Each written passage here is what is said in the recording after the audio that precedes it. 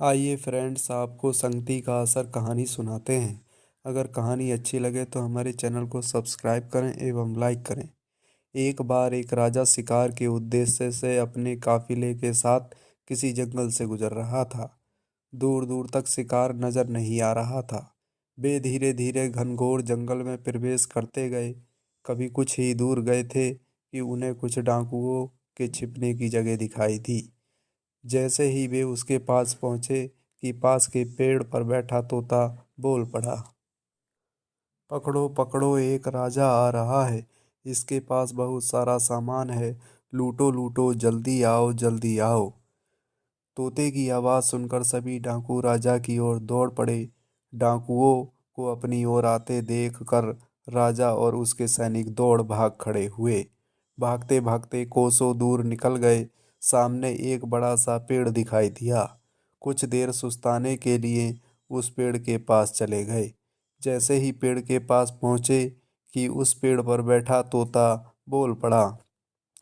आओ राजन, हमारे साधु महात्मा की कुटी में आपका स्वागत है। अंदर आइए, पानी पीजिए और विश्राम कीजिए। तोते की इस बात को सुनकर राजा हैरत में पड़ गया और सोचने लगा कि एक ही जाति के दो प्राणियों का व्यवहार इतना अलग अलग कैसे हो सकता है। राजा को कुछ समझ नहीं आ रहा था। वह तोते की बात मानकर अंदर साधु की कुटिया की ओर चला गया।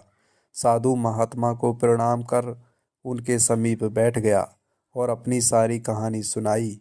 और फिर धीरे से पूछा, रिसीवर, इन दोनों तोतों के व्यवहार में आखिर इतना अंतर क्यों है? साधु महात्मा ने धैर्य से सारी बातें सुनी और बोले, ये कुछ नहीं राजन, बस संगति का असर है। डाकुओं के साथ रहकर तोता भी डाकुओं की तरह व्यवहार करने लगा है और उनकी ही भाषा बोलने लगा है। अर्थात जो जिस वातावरण में रहता है वह वैसा ही बन जाता है। कहने का तात्पर्य यह है कि मूर्ख भी विद्वानों के साथ रहकर विद्वान बन जाता है, और अगर विद्वान भी मूर्खों की संगत में रहता है तो उसके अंदर भी मूर्खता आ जाती है। इसलिए हमें संगति सोच समझ कर करनी चाहिए।